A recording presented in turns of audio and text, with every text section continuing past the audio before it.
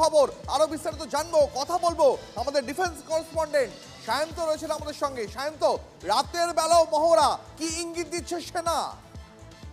দেখো, রাতের বেলা মহড়া মানে সব থেকে গুরুত্বপূর্ণ যেটা হচ্ছে যখন আমরা সীমান্ত পেরিয়ে রাতের বেলায় গ্রাউন্ড স্ট্রাইক চালাই, তখন রাতের অন্ধকারে ওপারে ভূখণ্ডে জঙ্গল থাকে কি পাহাড় থাকে সেটা মানুষ বুঝতে পারে না। তাই জওয়ানরা এই ধরনের মহড়ার মাধ্যমে নিজেদের প্রস্তুতি সেরে নেয়। ফিরোজপুর ক্যান্টনমেন্ট ভারত পাকিস্তান সীমান্ত থেকে মাত্র কয়েক কিলোমিটার দূরে, আর সেখানেই অপারেশন ব্ল্যাকআউট, যেটা হচ্ছে এক্সারসাইজের নাম দেওয়া হয়েছে অপারেশন ব্ল্যাকআউট। এই ব্ল্যাকআউট করে পুরো ক্যান্টনমেন্ট অন্ধকার করে তারা এই এক্সারসাইজ চালাবে।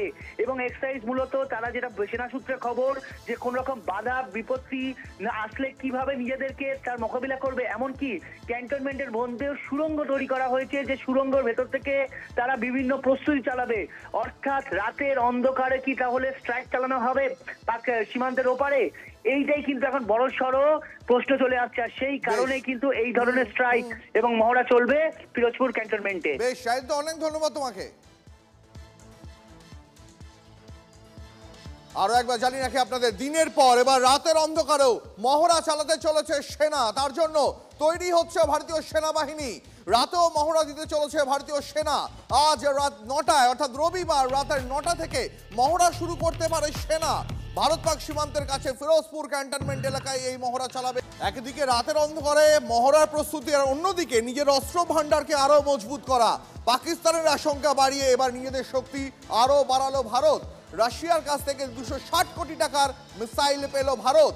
রাশিয়ার থেকে ইগলা এস ক্ষেপণাস্ত্র হাতে পেয়ে গেল ভারতীয় সেনা। এটা মূলত shoulder carry portable air defence missile. মাটি থেকে ছুঁড়লে 6 কিলোমিটার দূরে আকাশে যে কোনো লক্ষ্যবস্তুকে ধ্বংস করতে পারে। অর্থাৎ এই মিসাইল কাঁধে করেই শত্রুপক্ষের উড়ন্ত বিমান, চপার, ড্রোন ধ্বংস করতে পারবে ভারতীয় সেনা। এই মুহূর্তে জেনে রাখা অত্যন্ত প্রয়োজনীয়, ইগলা এস ক্ষেপণাস্ত্র, ইগলা সিরিজের সর্বশেষ প্রযুক্তির ক্ষেপণাস্ত্র যা হাতে পেয়ে গেল ভারতীয় সেনা। ইন্টেন্স ওয়ারফেয়ারে অর্থাৎ যুদ্ধক্ষেত্রে কাঁধে করে বই নিয়ে যাওয়া যায় এই মিসাইল ডিফেন্স সিস্টেমকে। শত্রু তরফ থেকে যখনই কোনো এয়ারক্রাফট হোক, ড্রোন হোক, হেলিকপ্টার হোক, ভারতের সীমান্তের কাছাকাছি চলে এলেই ভারতীয় সেনা কাঁধে করে এই ক্ষেপণাস্ত্র ছুটতে পারে।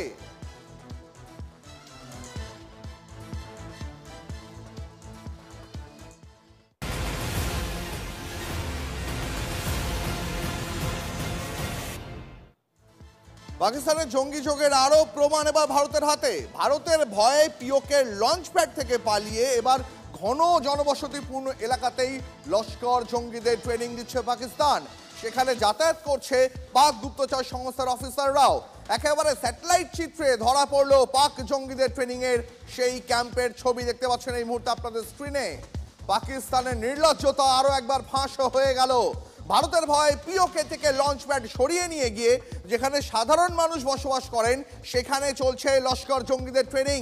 স্যাটেলাইট ইমেজে ধরা পড়লো পাক জঙ্গিদের ট্রেনিং ক্যাম্পের সেই ছবি দেখতে পাচ্ছেন। যে কোনো মুহূর্তে প্রত্যাঘাত চালাতে পারে ভারত। এবার